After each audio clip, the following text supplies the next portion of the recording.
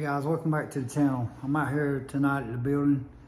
I'm gonna do a little quick video, like a Tech Tip Monday deal, where I'll show y'all how to do your own LS heads at home to keep from having to take them to the machine shop and save y'all some money.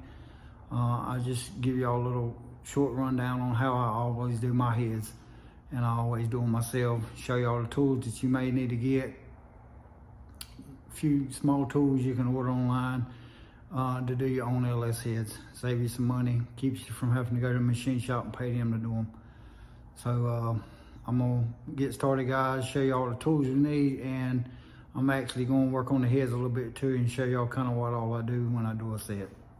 Okay guys, what you're looking at here is a set of 243 heads that come on a 5.3. And it's just a cam swap spring change deal that I'm doing on these heads here. And you can see right here I got the 16 springs that's going to be put on these heads, and I'll show you all the procedure of me, the way that I do them. And then this is like a sloppy stage 2 camshaft with a set of 600 live beehive valve springs. Excuse me. And I'll show y'all the procedure of what I do to the heads to get the heads ready and set up for this sloppy stage 2 camshaft. So first, you want tools you want to use, guys, and some people may use different tools in the way they do theirs, but you can order this valve spring tool right here online. This is the one that I like using. They make a couple different ones. They actually make one that you can sit on top of the spring and hit it with a hammer, and it releases the keepers. But I like this one here because it grabs the back side of the valve and the spring on the front side, and then it's adjustable here. So you can tighten up the spring or if you need to loosen up the spring. Second, you'll need a magnet, and what I do is when I compress the spring here, guys, I normally, to keep from losing my keepers, I take and catch them with a magnet. And thirdly, these heads here, I clean them up with the pressure washer and a certain soap that I use, but I normally get them a little bit cleaner than this. It's just that I didn't work on these as much as I normally do. Excuse me. But and then what you'll need here is a wire brush, a drill with a wire brush. And what I do, guys, is with this brush here is I clean up. I clean this carbon in here off. And what I do is clean the heads up around the valves and all that with that wire brush. Pretty much in these pockets right here with that wire brush. I clean these pockets up with the drill and the wire brush. And then someone's gonna say, man, what are you doing with a sander? Well, I'll take this sander right here, guys, with some 80 grit sandpaper on it. And believe it or not, I take this sander, and it won't hurt the head, won't cut it or nothing. But what I do is I take this palm sander and clean all of this excess old gasket material off of here that was originally on there from the old LS head gasket. And after I do them like that, man, they look like they're new. And then thirdly, guys, you want to look at each one of your exhaust manifold holes and make sure that you don't have a broke out bolt like that right there in there that's broke out flush. And because what you want to do, guys, if you put these heads back on and don't get those bolts out, see, here's one right here that broke. If you don't get these out, then you won't get all your manifold bolts back into your head when you go to get ready to bolt it on. So normally what I do is, this is the first thing I look at when I start doing a set of heads. And if these are broke, I normally take my welder. What you want to do is take a welder, guys, and then you want to take a nut like this right here. Take a nut and set it over this like this. Or sometimes you can screw it on, if you got the stud sticking out like that, you can screw that nut on there like that and then weld this nut. And once it gets hot, it heats the aluminum up and it'll screw right out. Now, on these that are flush, like this one broke flush. So what you do on this one, guys, is set the bolt, the nut, over the end of it like that, and then you'll fill it in with the welder. And you can weld it with a wire welder or a stick welder, which I have both. I have a wire welder and a stick welder. So you'll feel down in the bottom of that nut, and what it'll do is the weld will stick to the metal. The metal will stick to this stud here, and it's not going to stick to this aluminum because a stick welder which has iron in it is not going to weld to this aluminum. Only a aluminum welder would weld to this aluminum. So, and once you weld that nut on there and get it hot, it'll screw that stud out of there. So that's some of the basics that you want to do first when you start setting up a set of these heads to get them ready. So what I'm gonna do, guys, now is I'm gonna set up the camera and put it on a time lapse and show y'all a little bit on what I'm gonna do to put these springs on these heads. So y'all stay tuned, guys. See what I'm doing, guys, is I put a nut on top of here, the stud, and welded it with the welder. And once you get heat on it, it'll screw right on out. So once you do that, you know, you good to go. All right, guys, like I was saying, what you want to do is take a little palm sander with some 80 grit sandpaper on it, and what you'll do is just sand this old gasket off. And like I said, guys, it won't hurt it because it won't cut into the head or nothing. And you see it now. So what I'm gonna do is I'm gonna sand it for y'all and let y'all see the results after I sand it. So let's go ahead and sand it, and I'll show you how it turns out after I get through.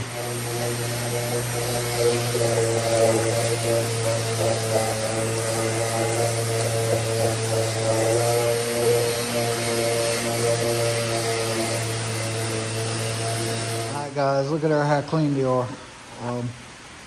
What we're doing is sanding the bottom of them and clean. Just what you do is just clean the old gasket off that was on there. Pretty much all the sandpaper does is, and then what you want to do is blow them off good with air. And what I was saying, guys, with using the brush and the drill right here is I get in these pockets here and clean these out real good. See how dirty that pocket there is? Now watch me clean it.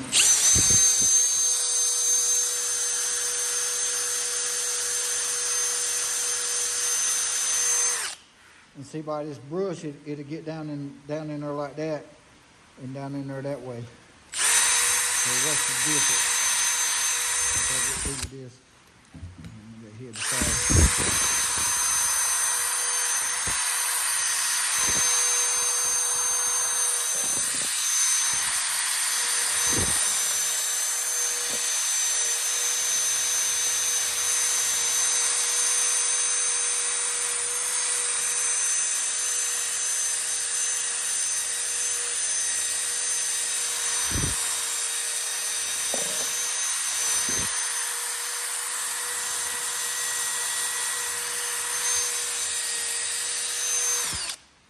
So after you get through doing that on each head, see how clean it is, guys? So what I do now is I blow them off and then start taking the valve seals out of them, and And I'm gonna show y'all how to do that too, so hang on. All right guys, what I'm gonna do now is take all the valve springs off the heads and clean each valve. And I'm gonna show y'all with this tool how to get the spring keepers off so I can clean the valves.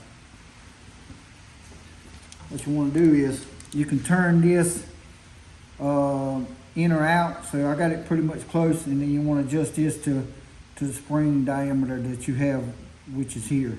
So all you do is put this on there like that, and then squeeze this right here, and then you just squeeze it and grab your retainers like that and set them over to the side so you don't lose them. You release it, and then that's one spring off. And what you want to do is do each one of them like that.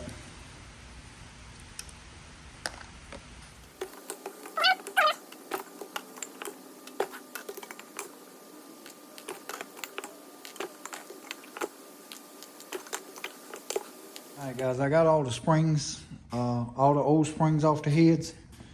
And what you want to do now is take each valve out, like I was saying, and clean them with the wire brush over here.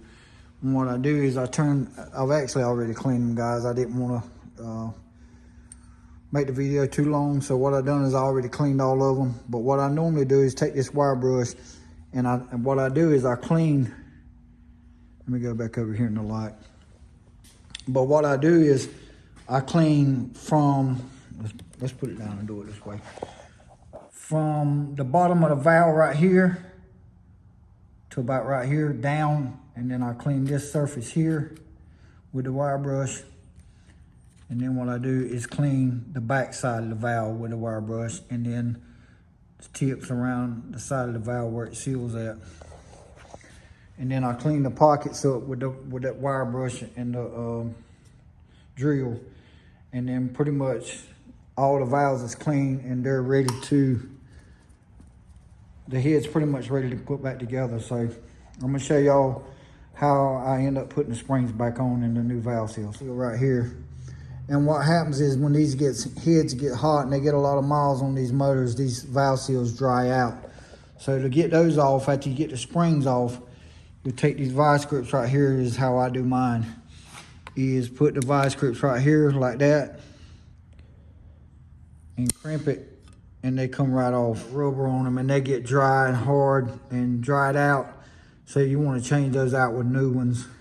Your new valve seals. See how the rubber on them is new and stuff. So what you want to do is push them down on the valve. Is get ready to put you're ready now to put your new springs on in your retainers. So I'm gonna show y'all how I do that also. Here's what you got to do, guys. You take your new spring here, and what I do is I put the retainer on the top, and then I slide it over the valve right here, and then I take the tool, this end and this end. This side goes to the back side of the valve, this side goes to the top of the spring like that. And then what you want to do is put the spring on there, and then put it like this and squeeze it just like that. And then you take your locks that holds the valve and the spring together, and then you kind of like fit them in there. One goes on one side, one goes on the other side like that. What you want to do is make sure that they're in that groove, and then you turn this loose, and then that's one spring on there. When you look at these guys, one of them's beveled down and one's high at the top. Always make sure your smaller bevel is at the bottom of the spring in the retainer. So that's the way they're made, and that's the way they go in there. So just remember, always when you put these in, the smaller side goes to the bottom.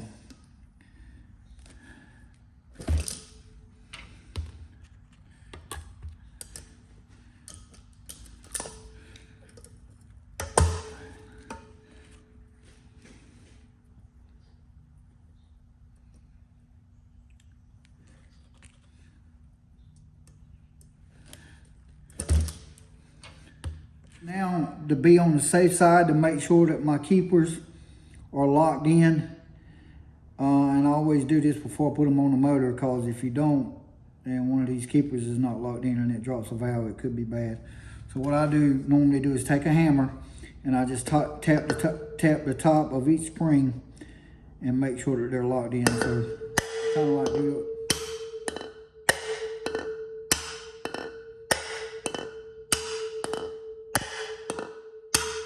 And I do each one like that to make sure that they're locked in, because like I said, if you put this thing on the motor and they're not locked in and it drops a valve, it could tear up a lot of stuff. So there it is, guys. Got all the springs on. These heads here is cleaned up, valves is clean, and they're ready to be bolted onto the engine. Okay, guys, I'm gonna close this video out. I hope it help someone out there that's at home and want to do their own heads without taking them to the machine shop and saving themselves some money. This video was more of an educational purpose. Like I said, I hope it helps someone out there. If you have any questions, comments, let me know. Leave them in the comments and I'll help you as much as I can. But just a few tools, guys, to do your own heads at home. A valve spring tool and a hammer and a little sander and stuff. Just a few tools that you need to do your own heads at home. So I hope this video was helpful.